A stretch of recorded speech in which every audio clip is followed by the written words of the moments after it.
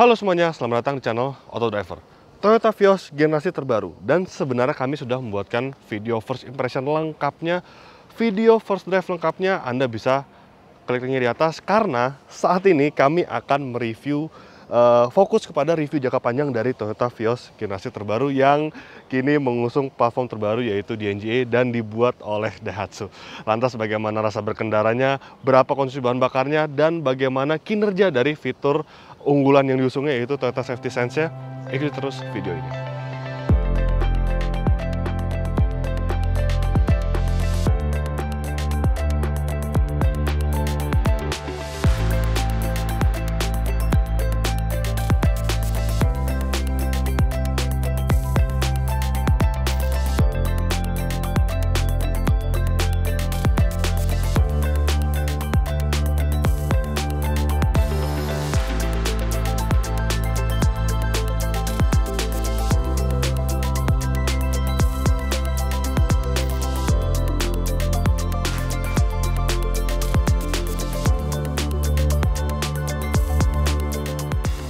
Ya, untuk pertama kalinya memang Vios ini dirancang dan dibangun oleh Daihatsu. Nah, sebenarnya memang Daihatsu dan Toyota itu sudah merupakan satu grup sejak lama, dan memang saat ini model-model entry level Toyota semuanya itu dirancang dan dibangun oleh Daihatsu. Sebut saja seperti model LCGC, Agya Ayla, itu sebenarnya buatan Daihatsu. Kemudian Rasterios buatan Daihatsu juga. Avanza Xenia juga buatan Daihatsu, hanya Veloz yang kini diproduksi oleh Toyota dan kini berlanjut di Vios. Dan mungkin nantinya jika Yaris generasi terbaru, tapi Yaris yang untuk pasar Asia Tenggara itu diproduksi, mungkin kemungkinan besar itu bakal juga diproduksi oleh Daihatsu. Tetapi jangan khawatir, karena secara build quality, secara apapun itu, secara dari sisi aspek apapun, tidak ada perbedaan antara buatan Daihatsu maupun buatan Toyota, dan Toyota sudah menjamin hal tersebut. Kemudian untuk harganya, Vios dipasarkan dalam 3 varian, yaitu EMT, G-CVT, dan G-CVT WTSS yang seperti ada di sebelah saya ini, dan yang dilengkapi dengan fitur radar dijual dengan harga Rp368,4 juta periode Januari 2023. Dan saya tidak akan membahas banyak tentang mobil ini karena semuanya sudah saya jelaskan di video first drive. Ya sudah, saya akan sedikit meng-highlight saja di mobil ini. Pada bagian luarnya tentu Anda semua sudah tahu seperti apa desainnya. Dia desainnya berubah total. Bagian depannya dia lebih sporty, lebih agresif, lebih modern. Kemudian yang menjadi ciri khas adalah bagian belakangnya itu garis atap yang melandai di bagian belakang. Ini mirip-mirip dengan Honda Civic ya sebenarnya. Bagian belakangnya itu jadi lebih keren, jadi lebih sporty, jadi lebih agresif. Kemudian karena mobil ini dibangun di atas platform Daihatsu, dia menggunakan platform terbaru, yaitu DNGA atau Daihatsu New Global Architecture, yang sebenarnya sama dengan Toyota Race, sama dengan Toyota Avanza, dan juga disematkan di Toyota Vios. Nanti kita akan coba bagaimana rasa platform terbaru dari DNGA ini. Sekarang kita lihat bagian mesinnya. Untuk mesinnya hanya ada satu pilihan mesin untuk pasar Indonesia, 1500 cc, 4 silinder, 2 VVT-i, berkode 2NR yang mampu menghasilkan tenaga 106 horsepower, serta torsinya 138 Nm. Untuk tipe tertingginya, tipe G dan G TSS, itu hanya ada pilihan transmisi otomatis, sedangkan pilihan transmisi manual hanya ada di tipe E. Dan Toyota juga menyebutkan bahwa Vios tidak akan lagi ada versi taksinya atau yang lebih dikenal dengan nama Limo. Karena memang taksi itu sekarang kebutuhannya itu lebih cenderung ke MPV, tidak lagi menggunakan sedan. Oke. Sudah membahas bagian mana lagi yang harus dibahas ya? Karena semuanya sudah saya jelaskan secara lengkap di video first drive-nya. Oke, sekarang kita masuk ke dalam kabinnya.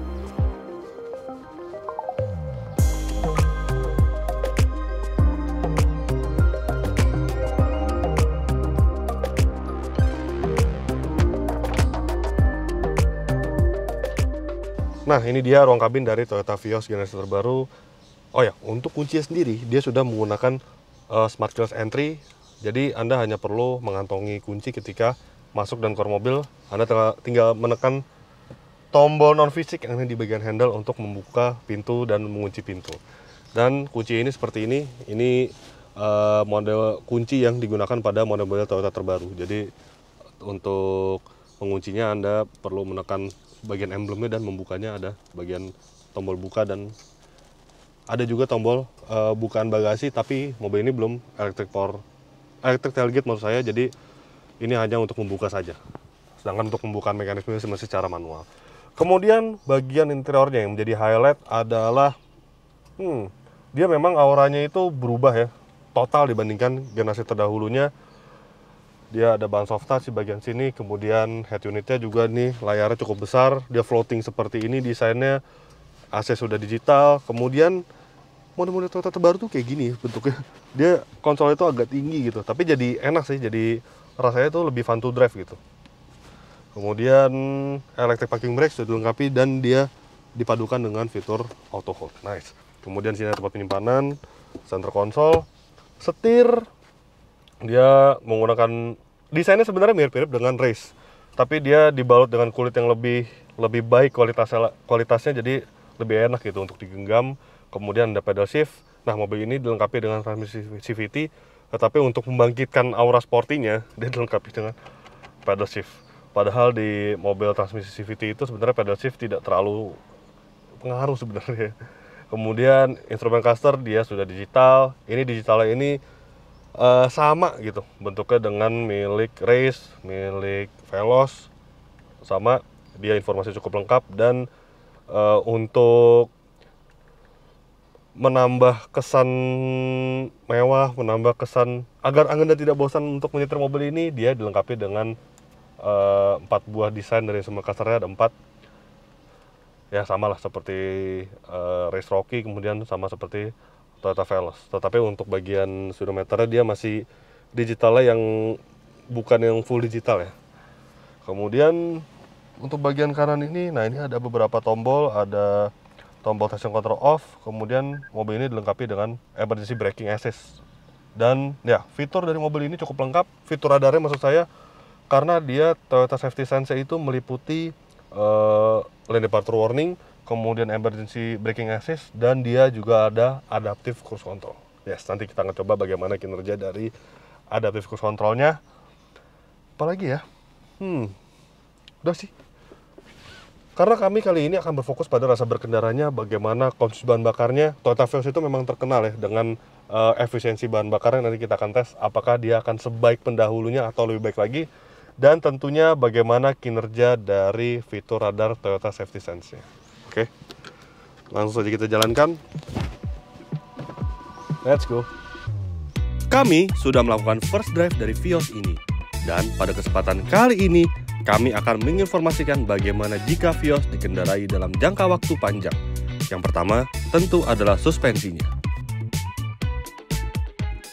Ya, memang untuk rasa suspensi itu sudah saya jelaskan semuanya di first drive.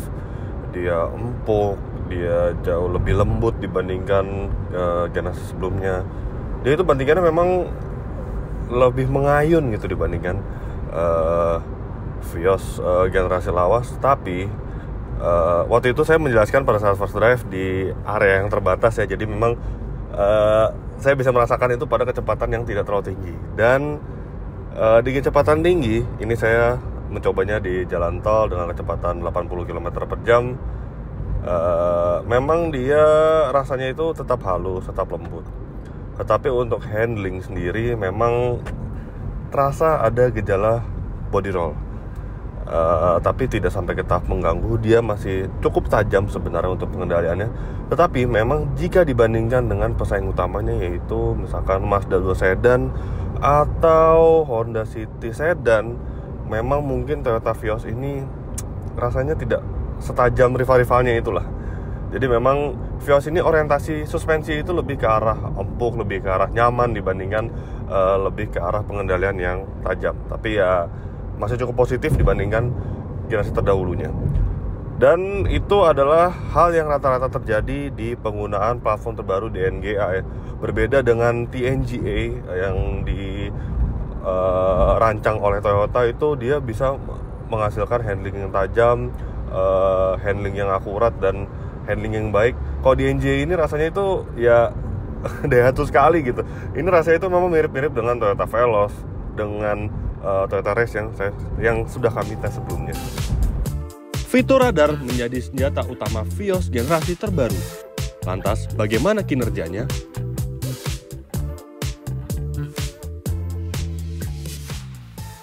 Ya, untuk tipe tertingginya Toyota Vios dilengkapi dengan fitur radar yang cukup lengkap ya, cukup advance. Dia ada lane departure warning, ini saya aktifkan dulu karena saya matiin. Nah, jadi ketika Anda berada di jalur seperti ini, ketika Anda tidak sengaja berpindah jalur, tidak awas gitu ya, dia akan muncul peringatan. Nah, LDW in operation, dan dia juga ada intervensi di bagian setirnya. Kemudian dia ada blind spot monitoring, kemudian dia ada emergency brake assist, dan yang paling menarik adalah di mobil ini dia tersedia adaptive cruise control. Tetapi yang menjadi perhatian khusus untuk adaptive cruise control ini, dia itu sama dengan Toyota Race sebenarnya, adaptive cruise control ya, bukan yang TSS 2.0 atau 3.0 ya, yang versi di misalkan di Innova Zenix atau di Toyota Foxy. Jadi adaptive cruise control ini bekerjanya sebenarnya enak, sebenarnya halus, sebenarnya juga dia bagus kinerjanya. Tetapi ketika berada di kemacetan di jalan tol itu atau di kecepatan rendah, dia itu menjaga jarak dengan kendaraan depan itu agak terlalu jauh gitu. Jadi ketika misalkan Anda merayap di kemacetan di jalan tol, misalkan di kecepatan 10 sampai 30 km per jam, itu jarak mobil ini dengan mobil depan itu rasanya itu ada sekitar 2-3 mobil. Jadi mudah sekali di overtake dengan mobil lain gitu. Karena itu disebabkan dia hanya dilengkapi dengan fitur radar kamera yang ada di bagian kaca ini. Dia tidak ada sensor sonar yang ada di bagian bumper. Nah, biasanya mobil-mobil yang dilengkapi dengan sensor sonar di bagian bumper depan itu, dia akan menjaga jarak lebih dekat lagi dengan mobil depan. Jadi dia bisa nggak terlalu jauh gitu jarak dengan mobil depan, dan mobil lain tidak akan mengovertake posisi kita gitu. Ya, tapi secara overall fitur radar ini kerjanya cukup baik, cukup dapat memandu Anda, dapat menambahkan fitur keselamatan, menambah tingkat keselamatan lah pokoknya di Toyota Vios ini. Still positif. Dari masa ke masa, Vios terkenal dengan konsumsi bahan bakar yang irit. Apakah hal tersebut berlaku di Vios generasi terbaru ini? Oke, konsumsi bahan bakar itu menurut kami sangat outstanding. Kami sudah mengetes untuk rute tol dan rute dalam kotanya. Untuk rute dalam kota dengan kecepatan rata-rata 22 km per jam, Vios generasi terbaru ini berhasil mencatatkan angka 14,8 km per liter. Itu yang artinya sangat irit ya. Dia lebih irit dibandingkan City dan juga Suzuki Baleno hatchback yang kami tes baru-baru ini. Dan untuk rute tolnya dengan kecepatan rata-rata 90 km per jam, mobil ini berhasil meraih angka 22 km per liter. Itu artinya sangat irit, dan dia hampir menyetarakan mobil bermesin hybrid semacam Corolla Cross misalkan yang di angka 23,8 km per liter. Jadi sebagai kesimpulan, tampaknya Toyota Vios ini tidak perlu lagi mesin hybrid. Mengandalkan mesin 1500 cc nya ini saja sudah sangat irit konsumsi bahan bakarnya. Dengan transmisi CVT baru, apakah bisa menghasilkan performa yang menjanjikan?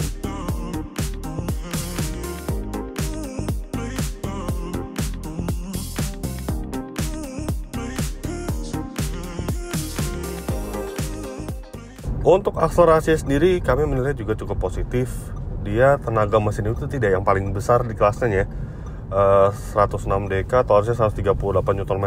Jika dibandingkan dengan Honda City, itu rasanya masih tertinggal jauh gitu. Honda City 121 PS. Tapi kami sudah mengetes tentunya dengan alat berbasis GPS. Toyota Vios generasi terbaru ini berhasil meraih angka untuk kecepatan 0 sampai 100 km per jam itu di 11,2 detik. Ya memang sih dia kalau dibandingkan para pesaingnya itu nggak outstanding ya, sama-sama aja dibanding Baleno hatchback, kemudian dibanding Honda City itu angkanya tuh mirip gitu. Kalau nggak salah si Honda City itu di 11,3, jadi beda 0,1. Tapi ya itu transmisinya baru, dia transmisi itu develop oleh Daihatsu. Jika sebelumnya itu mesinnya sama ya, Toyota Vios generasi terdahulu itu mesinnya sama 1500 cc juga, NR kodenya. Berdasarkan informasi yang kami dapat, transmisi di Toyota Vios generasi terbaru ini baru CVT-nya ini. Dia dirancang oleh Daihatsu dan kami menilai transmisi CVT ini cukup responsif, apalagi ketika digas mendadak ini. Tuh, RPM itu seketika langsung menyaut gitu. Apalagi ketika Anda masuk ke mode sport dan mode drive-nya di power. Aduh, responsif transmisi CVT-nya ini.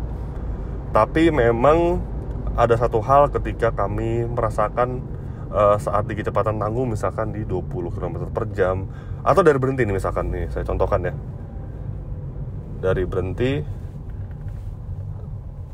dan kita gas seperempat gas gitu, dia tuh RPM-nya naik dulu, terus dia turun, dan kadang-kadang di kecepatan 20 sampai 40 km per jam kadang-kadang ada rasa jeduk-jeduk gitu, ada rasa gugupnya sedikit gitu. Jadi masih halus sih sebenarnya, tapi tidak sehalus milik Honda. Yang kami merasa tuh CVT milik Honda itu hampir sempurna lah ibaratnya. Tapi kami merasa transmisi CVT ini cukup positif kinerjanya, jadi ya oke lah. Dia mampu berpadu dengan mesin sehingga menghasilkan angka akselerasi yang baik. Kemudian ya responsif, tapi ya itu tidak sehalus milik Honda. Tentu, mobil ini tidak luput dari beberapa kekurangan.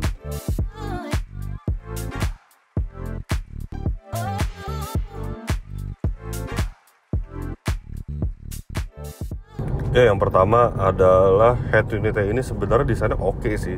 Kekinian sekali untuk head unitnya, desainnya. Tetapi kami merasa ini peletakan dashboard dan head unitnya ini agak ketinggian gitu, jadi head unitnya jadi agak terasa sedikit mengganggu visibilitas gitu. Ya, tapi bingung juga sih mau ditaruh di mana head unitnya. Ya, ini tempat yang paling pas sebenarnya, tapi ya itu agak sedikit mengganggu.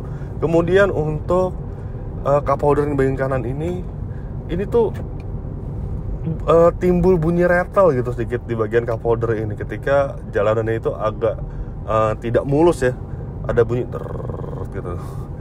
Semoga hal ini tidak terjadi di mobil-mobil produksi massalnya ya, hanya terjadi di mobil tes ini saja. Lantas instrumen cluster ini sudah digital, sudah menarik sebenarnya, tetapi untuk mengganti desainnya ketika Anda di tengah jalan merasa bosan dan ingin mengganti desainnya itu Anda harus berhenti terlebih dahulu untuk mengganti desainnya dan Anda jalan lagi. Jadi tidak bisa diatur ketika Anda berkendara seperti ini. Padahal di mobil sekelas BMW, lalu di sekelas Mercedes-Benz itu mengganti desain instrumen cluster itu bisa di kecepatan berapa saja gitu. Jadi itu sebenarnya tidak mengganggu sisi keselamatan sebenarnya. Kemudian di bagian depan dia tidak ada USB slot sama sekali, hanya ada di bagian belakang USB slot, ada 2 buah ini. Di bagian depan hanya slot 12 volt ada sebenarnya di bagian head unitnya, tapi ini sebenarnya untuk konektivitas USB untuk bagian sistem entertainmentnya. Jadi kami merasa pengisian daya ini itu tidak terlalu cepat gitu jika dibandingkan dengan si USB slot. Kemudian ini sudah kami temukan sebenarnya di Toyota Veloz ya, atau di Toyota Race gitu, yaitu mode drive dan mode power itu bisa diaktifkan bersamaan gitu. Jadi bingung gitu loh. Ini sekarang ini ketika mode bersamaan digunakan ini sebenarnya dia power mode atau eco mode gitu. Saya nggak tahu ini sebenarnya dia error atau gimana, tapi ini belum diperbaiki dari zamannya di Toyota Veloz. Kemudian sensor parkirnya ini sebenarnya udah oke sih. Dia bagian belakang itu ada sensor parkir, bagian depan untuk surround vehicle itu ada sensor juga, jadi Anda bisa terlindung gitu. Tapi sayangnya dia untuk mengaktifkan dan menonaktifkannya itu hanya ada satu tombol. Kalau Anda ingat di mobil Toyota Lawas ya, seperti di Innova maupun di Fortuner ya, itu berbeda gitu surround sensornya sama sensor parkir yang di belakang. Jadi ketika Anda ingin menonaktifkan surround sensornya bisa satu tombol, ketika ingin mengaktifkan sensor parkir juga ada satu tombol lagi. Nah ini jadi hanya ada satu akses. Jadinya kadang-kadang ketika Anda menonaktifkan surround sensornya itu ya Anda menonaktifkan ketika Anda parkir, Anda kadang-kadang lupa gitu untuk mengaktifkan lagi si sensor parkir ini. Harusnya dipisahkan gitu agar lebih enak. Kendati demikian, Vios juga menyimpan beberapa detail-detail menarik.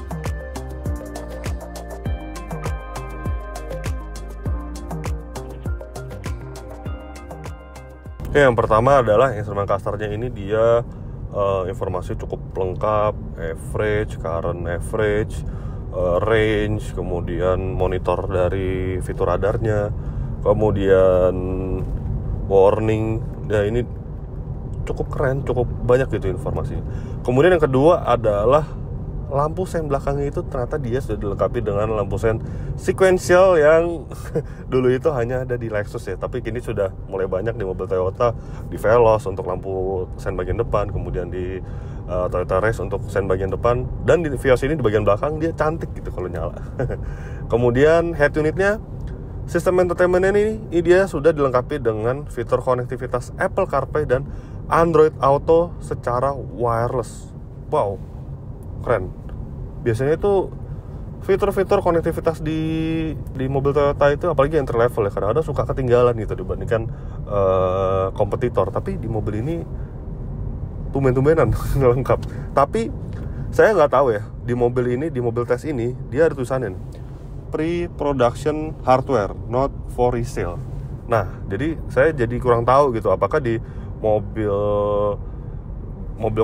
konsumen biasa maksud saya itu ada Apple CarPlay dan Android Auto wireless-nya atau tidak gitu. Tapi harusnya ada sih, tidak hanya di mobil tes ini. Kemudian masih membahas soal head unitnya, dia ternyata ada informasi yang cukup menarik, yaitu ini nih, ada vehicle roll, kemudian ada kompas, kemudian dia ada altimeter, dan ada vehicle pitch. Ini rasanya fitur ini lebih cocok digunakan di mobil yang 4-wheel drive kali ya, karena dia kegunaan untuk off-road. Tapi di Toyota Vios ini di head unitnya ada gitu informasinya. Keren juga. Setelah mencoba mobil ini dalam jangka waktu yang cukup panjang, inilah kesimpulannya.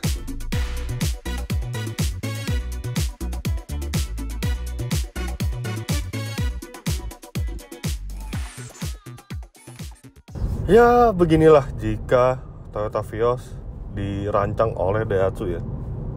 Loh, bukan apa-apa loh, mobil ini jadi lebih keren. Lihat desain eksteriornya. Dia desain eksteriornya itu mungkin adalah Vios yang paling keren, paling catchy gitu dari masa ke masa. Dari generasi pertamanya saja, ini menurut saya ini desain eksterior yang paling keren untuk Toyota Vios. Kami bisa pastikan Toyota Vios generasi keempat ini akan menjadi Vios paling ikonik nantinya gitu. Kemudian ya itu fitur hadir lebih lengkap. Kemudian ya itulah pembagian segmentasi sekarang itu ya, benar-benar untuk segmen entry level. Memang apalagi untuk pasar Asia Tenggara, mobil-mobil Toyota itu semuanya didesain oleh Daihatsu. Bukan didesain saja, dikembangkan oleh Daihatsu. Sebut mobil CGC, Agya Ayla, Calya, Sigra, kemudian Race Rocky, kemudian Avanza, Xenia Veloz, apalagi satu lagi Rasterios. Jadi benar-benar yang di bawahnya itu di model entry level, model Toyota itu kini dikembangkan oleh Daihatsu. Ya, tapi bagi Anda yang belum tahu, memang Daihatsu dan Toyota itu memang sudah menjalin kerjasama yang cukup lama gitu. Jadi tidak ada masalah, benar-benar tidak ada perbedaan ya antara merek yang dikembangkan oleh Toyota dan Daihatsu, dan justru dia lebih fokus gitu. Jadi Daihatsu merancang mobil entry level dan hasilnya seperti ini. Semuanya kami nilai cukup positif. Kemudian mobil ini juga memiliki konsumsi bahan bakar yang salah satu yang terbaik di kelasnya. Dan untuk akselerasi, untuk performa sendiri, dia juga tidak kalah dibandingkan pesaingnya dengan catatan konsumsi bahan bakar yang cukup baik. Tetapi memang harga jual mobil ini, apalagi yang fitur TSS ini, yang Vios yang dilengkapi dengan fitur radar ini, dia harganya cukup tinggi, 368,4 juta rupiah saat video ini dibuat.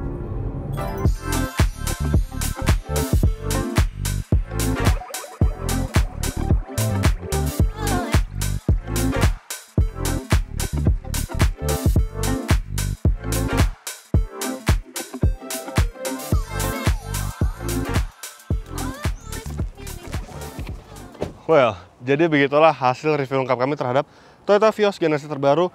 Klik like jangan lupa menyukai video ini, subscribe kalau belum, dan jangan lupa juga untuk isi kolom komentar di bawah. Main-main juga ke website kami di www.autodriver.com, serta jangan lupa juga untuk download aplikasi kami di Google Play Store. Terima kasih sudah menyaksikan video ini dan sampai jumpa di video-video kami selanjutnya. Bye-bye.